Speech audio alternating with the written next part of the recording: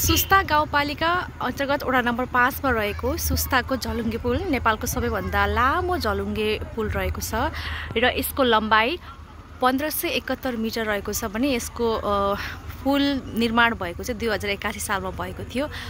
5425 पदयात्रीलाई चाहिँ यो पुलले भार वहन क्षमता रहेको छ र कुनै समय पुल नहुँदा यहाँका स्थानीय जनताहरू डुङ्गामा तरेर आफ्नै देशमा पनि अनागरिक जस्तो भएर बाँच्नु परेको अवस्था थियो र यो पुल सम्पन्न भइसकेपछि यो आकर्षण सँगसँगै यहाँ पर्यटकहरूको पनि धेरै देख्न सक्छौँ। स्थानीय पर्यटकहरू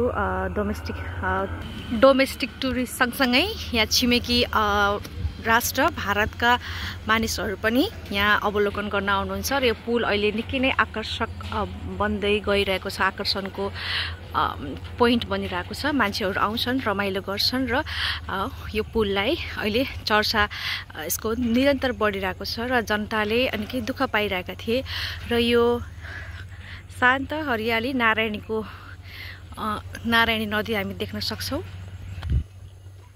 लुम्बिनी प्रदेशमा रहेको यो नवलपरासी पश्चिम नवलपरासीमा रहेको छ। यो चाहिँ उखु गन्ना पनि भनिन्छ। उखुको खेती यहाँ किसानहरूले उखु लगाउनु भएको छ। हरेक उमेर समूहका मानिसहरू रमाइलो गर्न अवलोकन गर्न आउनुहुन्छ।